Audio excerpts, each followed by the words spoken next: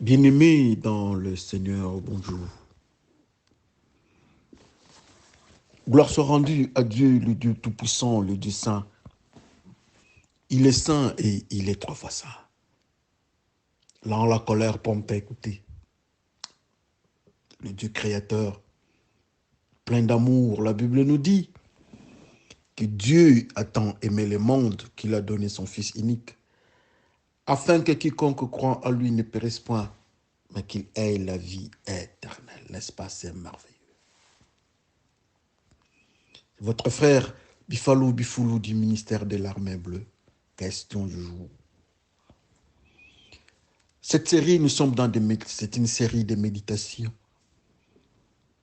Nous sommes dans Acte 3, du 1er jusqu'au 11e verset. Alors vous allez lire, assurément nous avons mis ça depuis un certain temps. Nous n'avons ni argent ni or. Nous sommes arrêtés là-bas. Vous pouvez avoir la suite. C'est ce que nous avons donné comme élément de méditation. Mais nous bénissons le Seigneur. J'ai vu la sœur, la maman Oda qui a fait un message de Amen. Et nous bénissons le Seigneur pour sa famille aussi. Que le Seigneur s'occupe de sa famille et de son mari et de ses enfants, assurément aussi dans toute leur vie chrétienne. Nous bénissons le Seigneur pour notre petite fille qu'on priait autrefois là. Bénédicte, ça s'est très bien passé, il y a eu intervention et Dieu a fait grâce. On a attendu 45 jours, on a vérifié, tout est en ordre et l'enfant commence totalement à manger totalement normalement. Il n'y a plus de restrictions. Donc la petite Bénédicte se porte bien et nous glorifions le Seigneur pour cela. Il y a aussi les remerciements de la part de ses parents et nous glorifions le Seigneur pour cela. Mais alors de notre côté, comme je disais, nous avons notre pensée du jour, notre question du jour. C'est Pierre, ce sont les apôtres. Le Seigneur n'est plus là. Maintenant, ce sont les apôtres qui prennent la machine à main. Il y a Pierre. Il y a Pierre et autres, et Jean, en train d'aller au temple. C'est l'heure de la prière. Mais comme d'habitude, comme d'accoutumé, à la porte, il y avait quelqu'un, un handicapé qui restait toujours là. Tout celui qui devait entrer dans le temple laisserait quelque chose comme aumône. Donc, une petite somme d'argent. Quelque chose, là, si on en a, on donne. Et c'était ça, les habitudes. Alors, cette fois-là, il y a Jean et Pierre. Ça devait se passer de la même façon. L'homme attendait quelque chose d'eux. Alors, les disciples disent à notre frère handicapé, à la personne handicapée, nous n'avons ni or, nous n'avons ni argent ni or, mais nous allons te donner ce que nous avons. Au nom de Jésus-Christ. Nous avons Jésus-Christ, au nom de Jésus-Christ. Mets-toi debout et marche. Et l'homme de Dieu, le serviteur de Dieu, a pris, la Bible précise par la main droite, a pris l'homme s'est mis debout et il a marché. Nous disons Amen. C'était très intéressant, tout le monde est entré à l'église avec l'impotent. Et c'était dans la joie, une grande surprise, un grand miracle. Mais comme c'est une méditation pour nous, nous nous arrêtons à ce niveau-là. Nous n'allons pas aller plus loin. Qu'est-ce qui se passe au fait? Qu'est-ce qui se passe dans cet environnement-là? Qu'est-ce que ça nous enseigne dans notre méditation? Cette période où nous ne voulons pas parler d'exhortation, mais nous voulons parler de méditation. Sachant qu'aujourd'hui, c'est dimanche, nous allons arriver à 20 minutes, quelques minutes de causerie, d'exhortation et de prédication ou méditation. Nous faisons un mélange. Ce sont les frères qui se promènent et ils se dirigent vers la maison de Dieu. au moment de la prière. Il y a le frère qui est malade, qui est en difficulté, qui ne peut pas marcher. Il est là, comme nous avons dit. Et voilà, avec l'intervention de nos frères, il s'est retrouvé debout. En fait, c'est ça ce que la Bible nous présente. Et méditons sur ça, faisons une étude, faisons une lecture de tout ce qui se passe dans cet environnement-là. Le Seigneur est parti. Le Seigneur n'est plus là. Mais ce sont les serviteurs du Seigneur, les disciples qui font le travail. Un handicapé, les disciples, la main droite, l'argent, l'or, les temples. Ce sont des mots-clés que nous pouvons faire notre étude ou bien méditation. Qui est disciple du Seigneur? Qu'est-ce qu'est l'argent? Pourquoi ils ont parlé de l'argent? Pourquoi ils ont parlé de l'or? Et dans l'église, dans les temples, pourquoi dans les temples? C'est ce que nous voulons un peu entrer dans la profondeur, que le Seigneur nous aide à comprendre. De votre côté aussi, assurément, vous méditez, vous faites une étude, vous faites une lecture approfondie avec l'aide du Saint-Esprit, par la conduite et guide du Saint-Esprit, et nous nous retrouvons dans le même coin. Parce que la révélation ne viendra ni de nous, ni de vous, mais la révélation viendra du Saint-Esprit. Tous ceux qui sont dans la crainte de Dieu, tous ceux qui sont dans l'obéissance, assurément, ils sont conduits par le Saint-Esprit. Ces disciples qui ont obéi au Seigneur, ils ont laissé leur culture, ils étaient choisis par le Seigneur comme nous autres. Jésus-Christ les a appelés, ils ont entendu l'appel du Seigneur, ils ont laissé ceux qui étaient dans la pêche, ils ont laissé la pêche. Ceux qui étaient dans, comment on les appelle, comme publicains, comme Lévi, ils ont laissé autres. Ils ont laissé leur travail. Ils ont laissé leur manière de vivre. Ils ont laissé leur culture de travail. Ils ont suivi, ils ont obéi au Seigneur. Et le Seigneur le dit lui-même, on lui dit que ta maman est là. Ta famille est là. Il dit, qui est ma famille? Ma famille, ce sont ceux qui sont ici, qui entendent la parole de Dieu et qui obéissent à cette parole-là. Et voilà, les disciples ont entendu et ils ont obéi, ils ont suivi le Seigneur Jésus-Christ, ce qui s'était devenu la famille de Jésus-Christ. Assurément, nous autres, nous-mêmes aussi, si nous entendons la parole de Jésus-Christ, la parole de Dieu, et nous obéissons à cette parole-là, nous devenons la famille de Jésus-Christ. Nous devenons le petit frère ou la petite sœur de Jésus-Christ. Est-ce que ce n'est pas merveilleux? Mais ces gens-là avaient l'habitude d'aller en prière. Ils priaient Dieu. Qu'est-ce qu'est la prière au-devant de nous? La prière, en fait, c'est une causerie. Pour nous, la prière, nous chrétiens, nous qui sommes enfants de Dieu, la prière, c'est une causerie. C'est un message que nous libérons vers le Père. C'est un langage humain vers le monde divin. Et assurément, Dieu répond. Mais d'une manière ou d'une autre, la prière, c'est un langage monologue. C'est l'homme qui parle, l'individu qui parle. Il parle à Dieu. Et Dieu a ses méthodes. Il sait comment y répondre. La prière, ce n'est pas ce qui nous rend saints. Ça ne nous sanctifie pas. Ce qui nous sanctifie, c'est la crainte de Dieu, c'est l'obéissance à ce que Dieu nous dit. C'est ça ce qui nous sanctifie, suivre Jésus-Christ. Quand nous suivons Jésus-Christ, nous faisons ce qu'il nous dit. Et son sang nous lave. Dans nos besoins, dans nos faiblesses, nous parlons à Dieu. Et c'est ce qu'on dit, ce qu'on appelle la prière. C'est comme le Seigneur lui-même priait. Il parlait à Dieu, il parlait au Seigneur.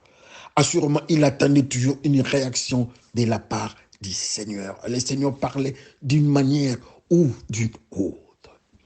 Donc quand nous prions à Dieu comme ses frères, Jean et Pierre et autres, qui partent de l'autre côté au temple, c'est pour parler à Dieu.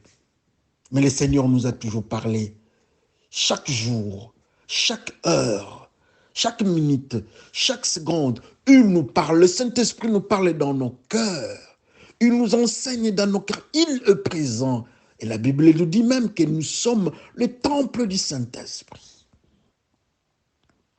Alors ces frères-là sont allés dans la maison de Dieu avec d'autres, comme nous avons l'habitude, nous chrétiens, de nous retrouver dans des groupes de prière ou bien à l'église. Mais au niveau de la porte, ils ont trouvé un phénomène. Quel est le phénomène? Il y a quelqu'un qui était là.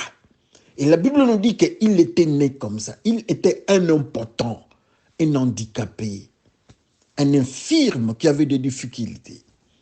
Mais qu'est-ce qu'un infirme dans le monde spirituel?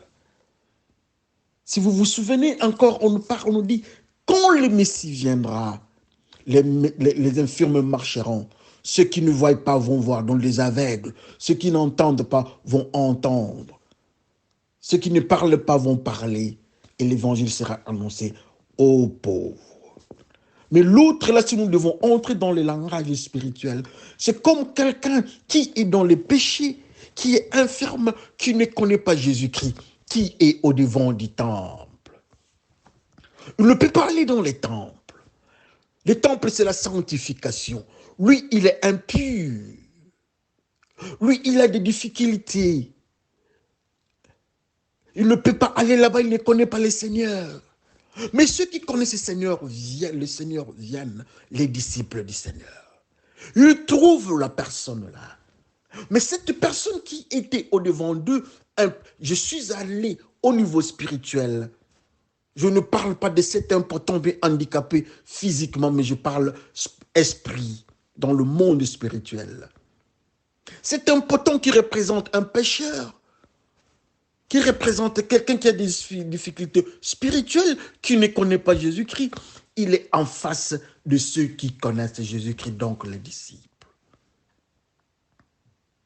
Et l'interview commence, la causerie commence, le phénomène commence. Quel est le phénomène? L'homme là qui est dans le péché est habitué à avoir l'argent. Tous ceux qui entrent dans la maison de Dieu lui donnent l'argent. S'ils ont l'argent, ils lui donnent. Pour nous dire que tout ce qu'il avait besoin, c'était l'argent. Or, l'argent est le mauvais maître. C'est la Bible qui dit ça. Un bon serviteur, mais un mauvais maître. Alléluia. C'est ce qu'il avait besoin. Il ne connaissait pas Jésus-Christ, mais il avait besoin de l'argent qui est le diable. Alors, oui, c'est entrer dans les temples, aller causer avec Dieu, aller prier là-bas. Mais moi, j'ai besoin de pécher. J'ai besoin de la pornographie, j'ai besoin du mensonge, j'ai besoin de la drogue, j'ai besoin, mais aller parler avec Dieu dans la prière, je ne viens pas. Je reste ici, je ne connais pas Jésus-Christ. Mon code spirituel est « je suis handicapé ». Alors donnez-moi ce que j'ai besoin. Tout le monde qui venait là-bas, moi j'ai un peu du vol, il prend les vols. Moi j'ai un peu du mensonge. Et tout ce qu'il est laissé là-bas, c'est que lui, il prenait l'argent. Et dans le code spirituel, cet homme-là, on l'appelle pauvre. Il est pauvre par rapport à Dieu. Il n'a rien de Dieu, il n'a rien de Jésus-Christ. C'est comme Judas qui dirait, mais vous vendre et prendre l'argent, donner aux pauvres. C'est ce qu'attendaient ces pauvres-là. Il était dans le phénomène de Judas. Il était dans la prophétie de Judas. Il était dans l'évangile de Judas. Prendre de l'argent, donner aux pauvres. Et c'est ce qu'il attendait, lui. Mais les hommes de Dieu sont venus. Ils l'ont trouvé là-bas, un païen, dans le phénomène de Judas, dans la prophétie de Judas, dans l'évangile de Judas. Ils attendaient que les hommes de Dieu, Pierre et autres, lui donnent aussi ce que Judas avait dit ou avait prophétisé, donc l'argent. Ils disent que nous n'avons pas l'argent. Nous n'avons ni argent, ni or à te donner parce que tu as besoin de ça. Pour dire, nous avons dit que l'argent était le mauvais maître. Mais nous n'avons pas signifié que c'est quel or. L'or, c'est le luxe. L'or, c'est la richesse du monde. L'or est tout. L'or, c'est le numéro un. C'est la richesse du monde. Pour dire que nous n'avons pas l'argent qui est le diable. Nous n'avons rien du monde. Nous n'avons rien à te donner, toi pécheur. Nous ne vivons pas dans les péchés. Nous sommes en dehors du mystère de l'argent qui est le diable. Nous sommes en dehors du mystère de l'or qui est le monde. Nous avons quitté les diables, nous n'avons rien du diable. Nous avons quitté le monde, nous n'avons pas la culture du monde. Mais ce que nous avons, c'est autre que ça. Et nous allons te donner. Alors qu'est-ce qu'ils avaient, eux? Ils avaient Jésus-Christ. Ils ont donné Jésus-Christ à cet homme-là, ce qui m'intéresse. Cet homme-là a constaté que eux, ces gens-là, ils le regardaient. Ils attendaient à ce qu'on lui donne quelque chose. Mais malheureusement, pour ses attentes, et heureusement pour son âme, c'est Jésus-Christ qui lui est donné. Alors, ce qui m'intéresse, un phénomène intéressant, la Bible nous dit qu'ils ont pris ces frères-là du côté droit, de la main droite. Il s'est mis debout. C'est l'apôtre qui les prend du côté droite. La main droite tient cet homme-là. Or, la main droite, c'est la parole de Dieu. C'est la puissance de Dieu. Ayez pour épée la puissance de la parole. Et la main droite, le côté droite, c'est là où il y a la place des saints. Comme Jésus-Christ a dit à Pierre, du va de l'autre côté, du côté droit, va pécher. Et le Seigneur dit aussi qu'il prépare la place du côté droit. Et c'est toujours dans le côté droit que la puissance du côté droit s'active pour récupérer cet homme-là des handicaps du monde. Pour dire, c'était le jour de sa délivrance. Il accepte Jésus-Christ. Jésus-Christ entre dans son cœur. La puissance de la parole entre en lui. Il est délivré dans le système du côté droit. Ce n'était pas une magie du côté gauche. Ce n'était pas une culture du côté gauche. Du côté gauche, il y a l'argent qui est le mauvais maître.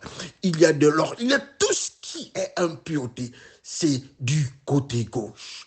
Mais eux, la Bible précise que c'est du côté droit. Et ils ont activé la puissance du côté droit qui n'est que la parole de Dieu. Alléluia. Et le frère s'est mis debout. Le frère a marché. Il a marché pourquoi? Parce qu'il a connu, il a accepté Jésus-Christ. Vous connaissez l'histoire de Bartimée, qui était un aveugle. Mais quand il a accepté Jésus-Christ, et la Bible nous dit même qu'il était au bord du chemin. Oh, Jésus-Christ, c'est le chemin. Il a commencé à crier, mais il était au bord du chemin. Il était un handicapé. Il ne voyait pas. Mais quand il s'est retrouvé devant Jésus-Christ, il a accepté Jésus-Christ. Il n'était plus handicapé. Il n'était plus aveugle. Il a vu. Parce qu'il a trouvé, il a accepté le Messie. Et les frères et sœurs qui étaient autour de cet homme-là, comme on dit, la Bible nous dit, les apôtres ont présenté Jésus-Christ à ces frères-là, l'handicapé. Il a accepté Jésus-Christ. Il n'était plus handicapé. Dans leur vie, il n'y avait pas le monde, il n'y avait pas l'argent, il n'y avait pas la culture du monde, il y avait Jésus-Christ. Et ils ont donné Jésus-Christ à ces frères-là handicapés. Et les frères handicapés ont quitté les handicaps. Et il est entré dans le monde de la prière. Nous avons dit que la prière, c'était une communication avec Dieu. Quand il était dans les handicaps, il ne pouvait pas communiquer avec Dieu. Mais quand il a laissé ces phénomènes-là, il a accepté Jésus-Christ, il est entré dans les temples, le temps de la prière, c'était pour communiquer avec Dieu. Donc, annonçons l'évangile aux autres. Si nous sommes handicapés et que nous ne connaissons pas Jésus, c'est sûr, La seule possibilité que nous avons, bouddhistes, musulmans, qui que ce soit, aussi longtemps que nous n'avons pas Jésus-Christ, aussi longtemps que nous sommes du côté droit, aussi longtemps que nous avons l'argent à main, aussi longtemps que nous sommes dans les cultures de l'or ou les cultures du monde, nous sommes handicapés, nous ne serons jamais dans le phénomène du temple, nous n'allons pas prier et nous ne serons pas connectés au Seigneur. C'est à nous de choisir aujourd'hui. Nous acceptons Jésus-Christ ou bien nous restons encore handicapés. C'est à nous de choisir. Nous voulons l'argent, les diables. Nous voulons l'or, les cultures du monde. Et nous voulons Jésus-Christ. Mais Jésus-Christ n'est pas loin. Il frappe à notre cœur. Il veut entrer en nous pour nous connecter, pour que nous soyons en connexion avec Dieu. Et à cet instant-là, notre prière ira facilement au Seigneur. Il n'y a que Jésus-Christ qui peut faire cela. Que le Seigneur bénisse son peuple. Merci et à la prochaine.